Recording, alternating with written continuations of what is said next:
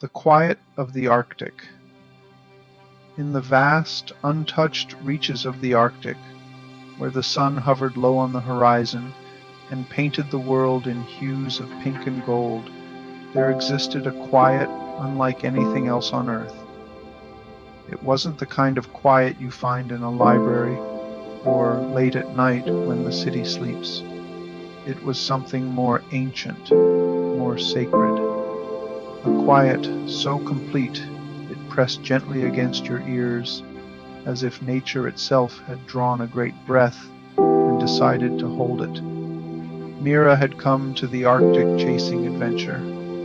She was 26, bold and curious, the kind of person who found stillness not in silence, but in motion.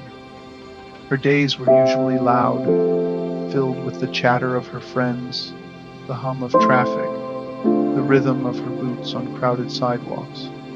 But something had been missing lately, something she couldn't quite name. She signed up for a small expedition, a group of 4 researchers and a guide, tasked with observing patterns in permafrost melt. She wasn't a scientist, but she had a camera, a notebook, and a hunger for something real. On the 3rd day of their trip, the group split off for solo observation. "Stay within line of sight," the guide had said, "and listen. The Arctic has a way of speaking, if you let it." Mira smiled at the time. She hadn't expected it to be literal. She wandered a little ways off and found herself on the edge of a frozen lake, its surface stretched tight and clear like glass, snow covered in patches.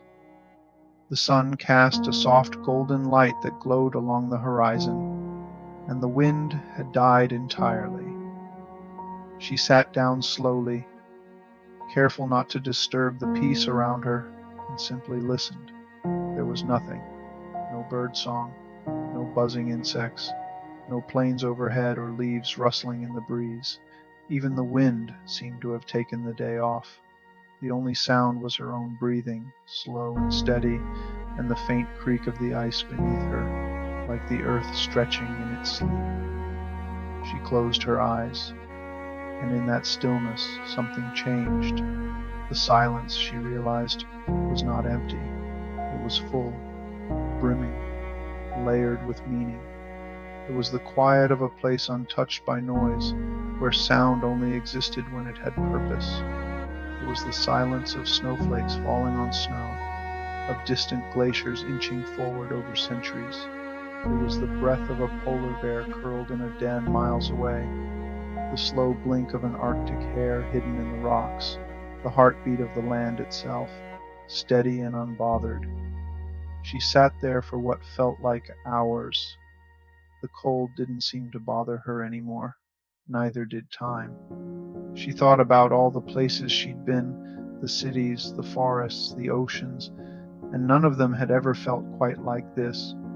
The Arctic wasn't just quiet, it was still, present, as though the entire world had narrowed into this one moment, and Mira had finally arrived inside of it. She thought of her grandmother then, how she used to say, "When the world gets loud, go somewhere it can't find you." Mira had always assumed that meant the mountains or a quiet room, but now she understood. This was what her grandmother meant, a place where the noise inside your head could finally rest, because the outside world wasn't trying to compete. A soft crunch startled her, a red fox padding across the snow not far off. It paused, head tilted, looking at her. Mira didn't move. The fox blinked, then continued on, as if acknowledging her place in this quiet world, before disappearing into the pale horizon. She smiled. She didn't need to chase anything here, not approval, not excitement, not even answers. The Arctic had given her something better, perspective, a reminder that sometimes the most powerful things speak the least. That silence isn't the absence of sound, It's the presence of something deeper, older, and infinitely wiser. When she finally stood up, brushing the snow from her coat, she felt different, calmer, grounded, as though 1,000 racing thoughts had been hushed, not by force, but by the simple presence of quiet. She turned back toward camp, her boots crunching softly with each step, and carried the Arctic silence with her, not just in her ears, but in her bones.